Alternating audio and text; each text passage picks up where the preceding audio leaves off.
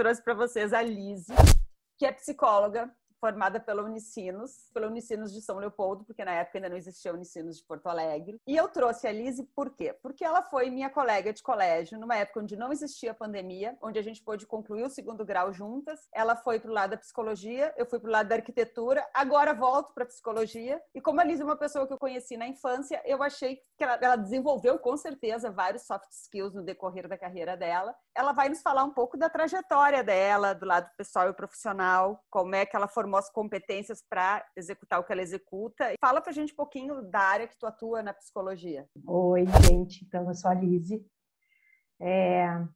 Eu sou formada pela Unicinos em 97, no século passado, né? Essa disciplina que a Fábio falou, que a gente está falando, obviamente eu não tive, né? Isso não era uma preocupação naquela época, ou pelo menos não dentro da psicologia. Me formei na Unicinos, eu fiz toda a minha formação para a área infantil. Eu fiz todos, a gente era obrigatório, tinha 4 estágios obrigatórios, e eu fiz os 4 estágios focado em criança. Então, a minha ideia sempre foi trabalhar consultório e criança.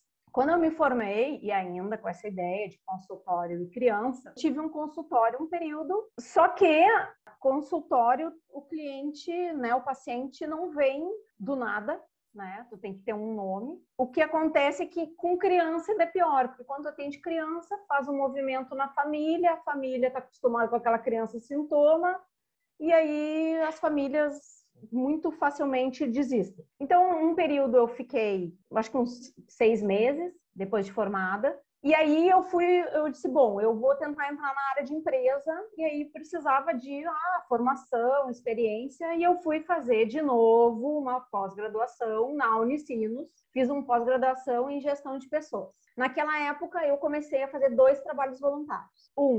Dentro da Parceiros Voluntários. Parceiros Voluntários, na época, fomentavam o voluntariado e eu trabalhava com as organizações, no sentido de facilitar com que elas tivessem voluntários. Então, gestão de voluntários dentro dessas organizações. Essas organizações sem fins lucrativos. Então, era essa... treinava, Lise, essas pessoas para trabalhar nessas ONGs? Eu treinava para receber voluntário, para fazer a gestão de voluntário. Tá? Porque era uma queixa de que os voluntários não ficam, eles não querem nada com nada. Na época, isso era muito novo aqui no Brasil. O voluntariado estava começando a se falar, eu falo disso de 98, eu comecei a ser voluntária lá. Tinha uma secretária que traduzia livros, porque não tinha nada aqui, não tinha produção de conhecimento nenhum aqui. Junto com isso, eu comecei a fazer um trabalho voluntário no que na época era um centro comunitário, que hoje virou as unidades de saúde. A unidade de saúde, e era um centro comunitário, e ali eu trabalhava com um professor, né, que tinha um projeto ali dentro do centro comunitário, e eu atendia crianças e famílias em situação de violência. Então, eu fazia 2 trabalhos voluntários. Lá pelas tantas, eu tive que começar, assim, estava indo muito tempo, eu não estava ganhando, e essa atividade nesse centro comunitário, esse professor, ia aplicar um teste que estava em andamento dentro de uma escola na Restinga. Eu, que era perto da minha casa, esse lugar, eu tinha que ir para a Restinga. E aí eu desisti deste trabalho voluntário e comecei a fazer nesse que eu trabalhava com organizações em gestão. Então, eu fiz uma escolha de atendimento direto e de trabalhar nas organizações. Nisso eu estava fazendo essa formação, né, em gestão de pessoas, enfim, na Unicinos que eu falei. A gente fazia trabalho sobre ONGs e disse, o que é isso? Né? Isso era uma coisa que não existia na época. Então, é um caminho das pedras. Bom, eu continuei nessa ONG em 1 ano de voluntariado, eu fiz um projeto para ser contratada, eu fui contratada. Então, meu primeiro trabalho, CLT, foi dentro dessa ONG. Eu fui crescendo, eu comecei com menos horas, eu fui crescendo, eu comecei a ter que... então eu tinha que dar curso. Dentro da faculdade, por exemplo, eu era tem aqueles que fazem o trabalho em grupo e tem os que apresentam. Sempre fui as que faziam o trabalho, mas não iam lá para frente, de jeito nenhum. E aí ficava reclamando do que foi, que não falou isso, não falou aquilo, né? 1000 queixas para o colega que se botou lá na frente. E aí, daqui a pouco, assim, bom, quem reclama faz melhor. Então, eu tenho que começar a ir. Então, essa foi uma das primeiros grandes desafios da minha vida, que foi que eu tinha que ir lá Tá, e aí, e a vergonha? O que eu vou fazer com isso? Então, eu comecei a dar curso e fazer palestra no interior. Então, obviamente, no início, eu ia pro espelho, eu fazia palestra no espelho. E, como eu estava no interior, ninguém me conhecia. Se fosse um vexame, ninguém me conhecia. Então, isso tranquilizou. Para desenvolver essa tua habilidade na comunicação, tu não fez nenhum curso. Tu treinou na frente Não. do espelho e foi para um refúgio do interior para não conhecer pessoas que te julgassem. Aí, assim, ó, naquela formação que eu fiz em gestão de pessoas, tinha uma disciplina, né, que como qualquer pós-graduação, tem aquela de metodologia de ensino superior para tu dar aula. E aí eu tive que dar uma aula, a aula foi filmada, eu nunca fui pegar a tal da filmagem da aula, né? Mas eu fui super bem na aula. A professora me deu a melhor nota. Sim, eu sei falar bem, mas eu tinha os meus medos internos e isso eu tive que lidar, entendeu? Então não era um problema de falar, era um problema de vergonha. E eu tenho isso é meu. Só que hoje eu enfrento isso com mais, não vou dizer que mais tranquilidade, porque qualquer situação nova sempre me gera o friozinho lá, o blá. É algo que hoje eu aceito esses desafios, isso faz parte do que eu faço hoje. Eu dou curso, tá? Então eu dou curso desde 2005. Eu desenvolvi toda essa questão de dar curso, plano de aula, roteiro de aula, slides. ONGs não contratavam, as ONGs eram muito pequenas, só tinham voluntário, não contratavam. Como eu comecei a dar curso, eu fui fazer uma formação em grupos na SBDG. Então, eu fui lá para tentar trabalhar melhor com grupos, para dar aula, né, em si. Eu saí de lá, eu fiquei um tempo, não tinha esse espaço. Aí, tentei ir para a área de gestão de pessoas, eu não tinha experiência na gestão de pessoas. Né? Eu entrei numa empresa na área de projetos sociais. Só que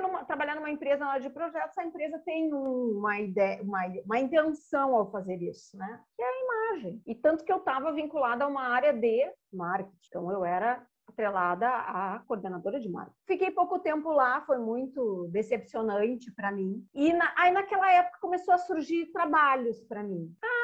Facilita isso aqui, facilita esse grupo, dá esse curso aqui e tal, preciso de uma nota fiscal. E aí, em 2004, eu montei a empresa. Então, eu tenho uma empresa de consultoria desde 2004. A minha sócia era uma colega da SBDG, que também trabalhava com ONGs, mas eu trabalhava na área de gestão, porque eu tinha ficado nessa área de gestão, e ela trabalhava na área de atendimento direto, com criança, com família, juntava os nossos conhecimentos, nossas habilidades, enfim. E aí, então, ali, com a consultoria, eu fiquei bastante tempo, e aí tem mais espaço, né? Então, isso bateu na minha porta, eu não tive que vender, entendeu? Eu já tinha os trabalhos antes de chegar. Mas chegou em dado momento que tu tem que vender. E aí, isso é uma dificuldade. Isso a gente não aprende dentro da psicologia. E a gente não aprende como ir captar paciente. A gente não aprende essas coisas. Hoje a gente vê, hoje tem rede social que até te ajuda. Eu tenho um monte de perfil de psicólogo tal, psicólogo... Mas isso não existia. Então, era uma coisa muito difícil. Aí, depois, com a consultoria, e a consultoria existe até hoje, mas nesse meio tempo, tinha uma ideia na minha vida de dar aula. E aí, para dar aula, a gente tinha que ter um mestrado. Então, eu fui fazer um mestrado com a ideia de dar aula. Quando eu fui para o mestrado, eu fui ser mãe. Então, naquele ano, eu fui mãe e aluna, mãe e mestrando. Então, assim, eu perdi todos os clientes que eu tinha. 2 anos que tu fica fora fazendo mestrado, estudando, sendo mãe, cuidando de criança. Isso muda a tua vida, né? Tu fez mestrado em que, Elise? Eu fiz mestrado na PUC, na área de grupos, mas o foco sempre foi Morin. Não sei se vocês estudaram alguma coisa de Morin e a complexidade, que é a questão de que eu vou para o lado A, ou eu vou para o A ou para o B, né? Eu vou para esse lado ou para esse, mas eu tenho esse. Eu tenho muito mais, e isso é a complexidade. A gente tende a achar que eu tenho que ir para cá ou para cá, fazer uma escolha. E a complexidade diz isso. A gente pode ir para todos os lugares estão corretos e a gente aceita que existem essas diversidades de lugares. Como é que eu vou dizer?